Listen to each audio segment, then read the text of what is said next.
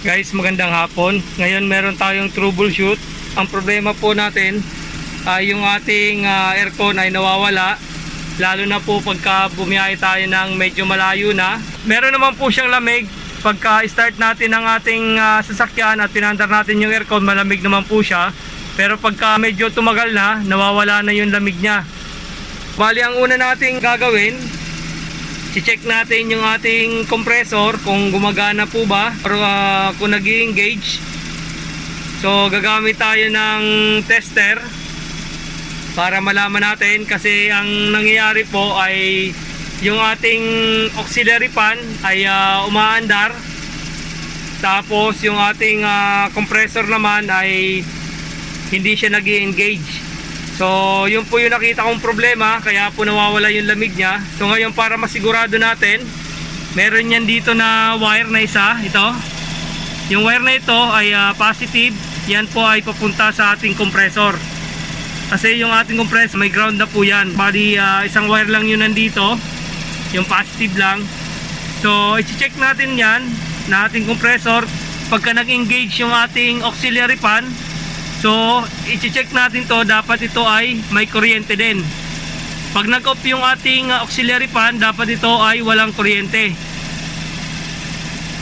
Tapos pag ito ay may kuryente, dapat yung ating compressor clutch, dapat yan ay naka-engage pag ito ay may kuryente. Pag wala naman na kuryente ito, so dapat yung ating compressor clutch ay naka-off. So i-check na natin. So bali, chinek ko na rin po yung ating freon gas. Bali maayos naman siya, nasa tama naman yung sukat niya. Hindi naman siya mababa at hindi naman siya overcharged. So ito na lang po yung nakikita kong problema kung bakit nawawala yung lamig ng ating aircon. So ngayon po, bali naka-engage yung ating clutch sa ating compressor. So antayin natin siya na uminit. Tapos tingnan natin kung umaandar yung ating fan, tapos yung ating compressor ay kung naka-engage din. So antayin lang natin. So ayan po, naka-engage po yung ating clutch sa ating compressor. So medyo malamig pa yan ngayon. Mapapansin po natin yan pagka bumiyahe tayo ng medyo malayo na, at pagka medyo mainit na yung ating compressor, bali hindi na siya nag-i-engage yung ating clutch.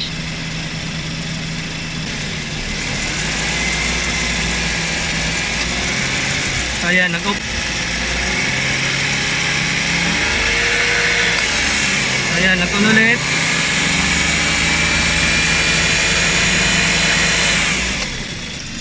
So pag ganyan, ang ating aircon ay malamig pa. Pero pag yan ay hindi na nag-engage, nawawala yung lamig, check muna natin yung kuryente. Pagka ito ay hindi siya nag-engage yung ating clutch, gagamit tayo ng tester. So guys, ito yung ating tester. Bali ito na black, ikakabit lang natin sa body ground. Yan, kabit lang natin dito. Tapos ito ay gagamitin natin dito pang check sa wire na ito. So pagka nag-disengage siya, nawawala yung ilaw. So ngayon nag-engage yung ating compressor, umiilaw ulit siya. Yan. So dyan ko lang siya dinikit sa wire na yan na isa. Positive yan ng ating compressor. Yan, pag nag-off yan, mawawala din dapat yan. So umaandar yung ating auxiliary fan kasabay ng ating compressor.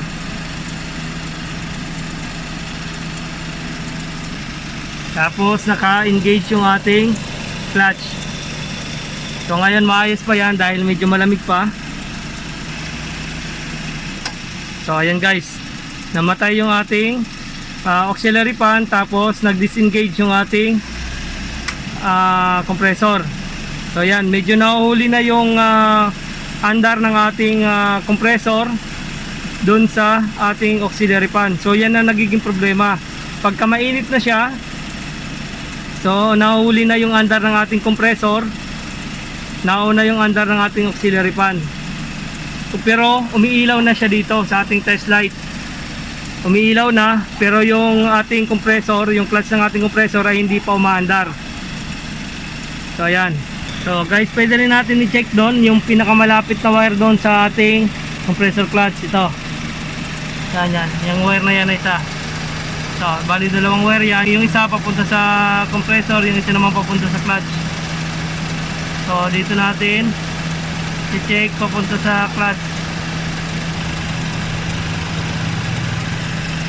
So yan guys, umiilaw yan. Papunta ito sa clutch, itong wire na ito. Kailangan pag nag-off yan, yung compressor natin, yung clutch compressor natin, ito dapat ay mawawala din yung ilaw.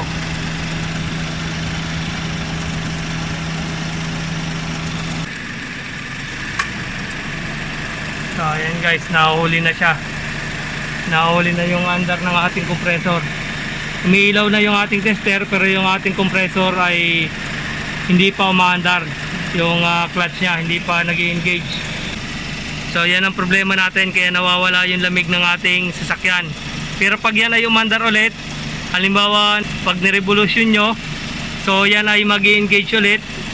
Pero pagka once yan ay nag-off na, so mahirapan na ulit siyang mag-on or mag-engage yung clutch natin.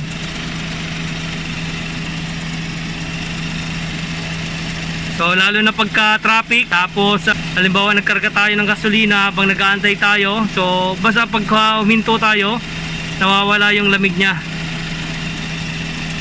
Ngayon ang duda ko dyan, bali yung ating clutch sa ating compressor ay medyo malaki na yung gap niya. Ang gagawin natin ngayon, babaklasin natin yan, yung clutch, tapos meron yung washer sa loob.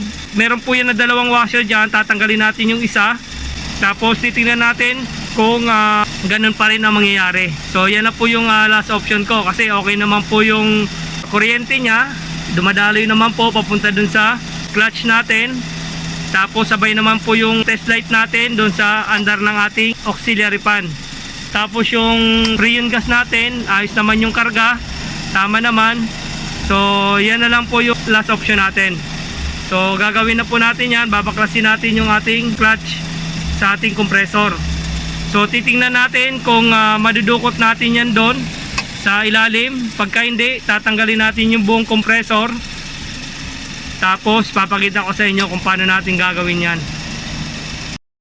So guys, ang gagawin natin, try nating madukot yung compressor clutch kung matatanggal natin na hindi na kinakalas to or hindi na tinatanggal tong compressor natin. Pag hindi natin kayang dukutin doon yung ating clutch para matanggal, babaklasin natin tong buong compressor, ilalabas natin at sa labas natin na tatanggalin. Sa pagtatanggal ng ating clutch sa ating compressor, kailangan natin ng Allen wrench. So ito ang gagamitin natin na pantanggal doon, yung tornilyo doon sa gitna, bali Allen wrench yun. So tanggalin na natin. So ayan nga guys, natanggal na natin yung clutch ng ating compressor. So ayan. So bali itong isang washer na ito, bali dito to sa pinagtanggalan natin ng bolt na Allen wrench. So ayan. So bali dito yung nakalagay. Ganyan. Dito. Tapos ito. Tapos dito natin na hihigpitan yan ulit mamaya pagbalik natin. Ayan. Tapos meron yan dito na parang mga ngipin-ngipin. So guys, bali ito yung sinasabi ko sa inyo na washer. Dito yung nakalagay. Bali dalawa ito. Yung isa na iwan na dun sa loob. Bali tatanggalan natin ng isang washer yan. Para ito ay kumapit ng maigi doon sa ating pulley ng ating compressor. So yan, bago natin ibabalik yan, ito, ililinisan muna natin to para kumapit, baka kinalawang na rin doon pa kaya hindi siya masyadong kumakapit. So ayan, hindi na natin tinanggal yung buong compressor na kaya naman natin dukutin ito na matanggal. So bawas trabaho. So linisan muna natin to pati doon sa ilalim yung kinakapitan nito. Tapos ibabalik na natin. So gagamitan lang natin siya na napakanipis na liha para matanggal lang yung mga dumi. So hindi naman natin kailangan kayurin ng sobra to. So matanggal lang po yung mga kaunting mga kalawang. Ganun din po yung gagawin natin dun sa ilalim, dun sa kinakapitan nito sa ating compressor, para maganda yung kapit niya.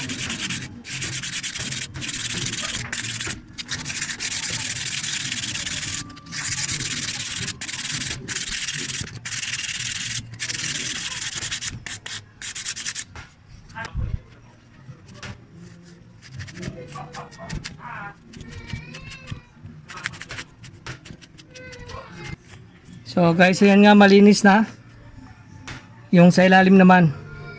Ayan nga guys, nalinisan na natin yung dito sa may compressor, yung kinakapitan ng ating clutch. So ayan, kung nakikita nyo, yan po yun. So pakita ko sa inyo yung isang washer, nasa loob po siya, hindi na natin tinanggal. So nasa loob po yung washer nyan na isa, iniwan na natin. So isang washer lang po yung tatanggalin natin pagka medyo malaki na yung gap. Ayan, ayan yung washer po na isa, kung nakikita nyo po, yung po nasa loob. Ayan, sana po malinaw. Ayan, so ayan po yung washer na isa, hindi na natin tinanggal. Yan po, nasa may ano nya, parang axle. So ngayon ibabalik na natin, tapos try natin kung okay na yung ating compressor. Pasensya na po, medyo alanganin po dito sa ilalim.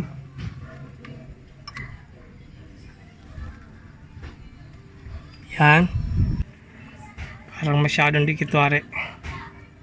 So yan po, titingnan nyo po yung gap nya, kung meron pa rin po siyang gap, yung ganyan. Ayan, kailangan meron po yung gap, kasi pag wala po yung gap, so dikit naman. So ayun nga guys, gagamitan natin siya ng feeler gauge. Lagay mo natin yung tornilyo na Allen wrench, tapos yung washer nya nandiyan na rin sa loob. Ilagay natin yung washer kasama nitong tornilyo na Allen wrench. So higpitan muna natin yan bago natin sukatin yung gap, para masukat natin na maayos.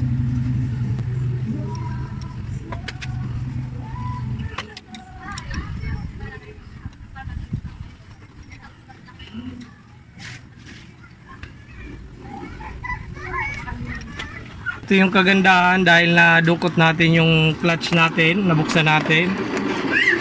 So ang iba kasi niyan, tinatanggal pa yung mismong buong compressor. So magde-drain ka pa ng freon gas, tapos maglalagay ka ulit ng panibago. So ito, hindi na natin nagalaw yung freon gas natin, pati yung linya nya.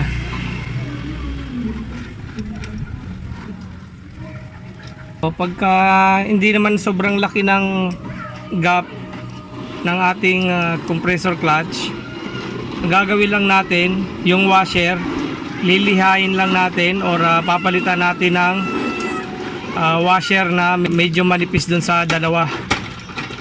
So hanggang sa makuha natin yung tamang sukat na hinahanap natin.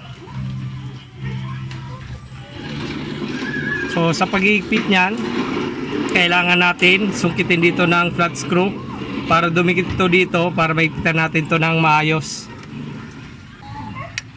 So ganyan lang natin, tapos yan, idiin lang natin ito na flat screw, tapos higpitan na natin yon, ganyan, para dumikit. Tapos higpitan natin kung sakto lang po na pagkakaigpit, huwag masyadong sobrang maigpit naman. Yan, kung sakto lang po. Yan, okay na yan. So hindi na matatanggal yan. Tapos try na natin na sukatin yung gap. So ito po, naiikot yan, pero hindi sobrang lambot. So pag sobrang malambot na yan, bali loss compression na po yung ating compressor. Yan, so parang medyo lumalaban pa rin siya pag inikot natin. Sukatin na natin yung gap. So tingnan na natin guys kung okay na yung gap nya. Bali itong ginamit ko na ito is 0.50 millimeter. Bali sa inches ay 0.020 inches. So tingnan na natin kung okay na yung gap niya. Yan. So saktong-sakto guys. So bali ang ginawa natin dito ay bali binawasan lang natin yung isang washer. Ginamitan natin ng liha. Pinanipis natin ng kaunti kasi pag tinanggal natin yung isa ay sobra naman yung nipis.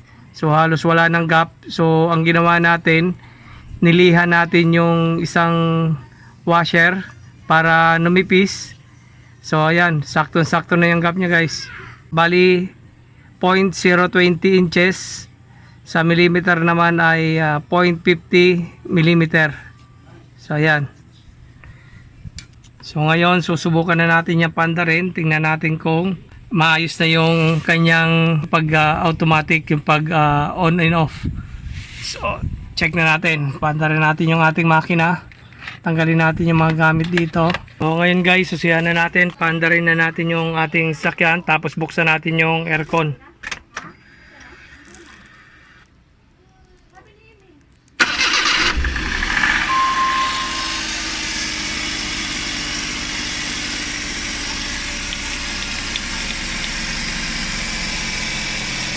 So ayan guys, hindi naman sumasayad yung ating clutch sa compressor.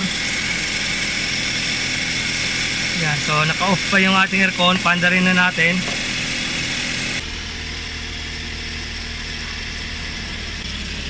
So antayin lang natin na ma-warm yung ating makina kasi nakailaw pa yung ating cold indicator. So pag nawala yan, papanda rin natin yung ating aircon. Binuksan muna natin yung blower. Sana maging okay na. So ayun guys, warm na yung ating makina. So papanda rin natin yung ating aircon. Wala na yung indicator ng cold engine.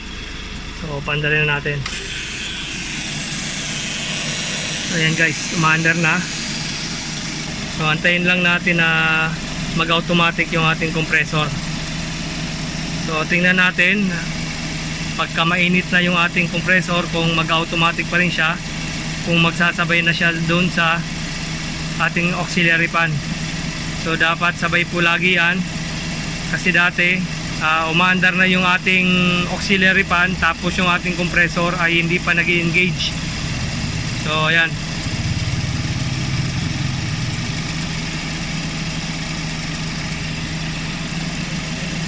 So wait lang natin. Pinapalamig niya pa yung evaporator.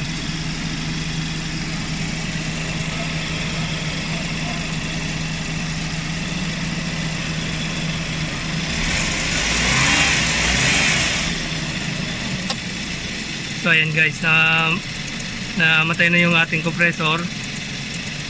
So yan. So umandar na ulit.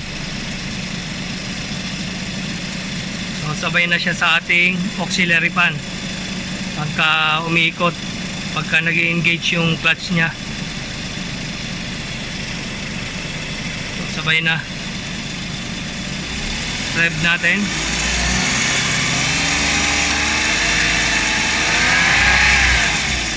Yan. Atin. Engage ulit. Yan, sabay na.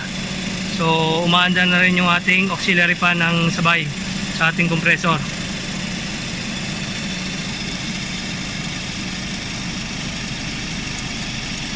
So ayan guys, ganyan lang kadali kung paano mag-diagnose kung ano yung problema ng ating air conditioning na nawawala po yung lamig nya pagka mainit na yung ating makina or yung ating compressor.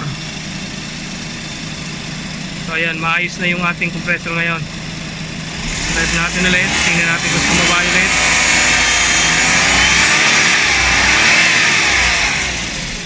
So namatay ulit yung ating compressor. Tingnan natin kung sabay ulit pag-andar ng ating auxiliary fan. So ayan guys, sabay na siya umaandar.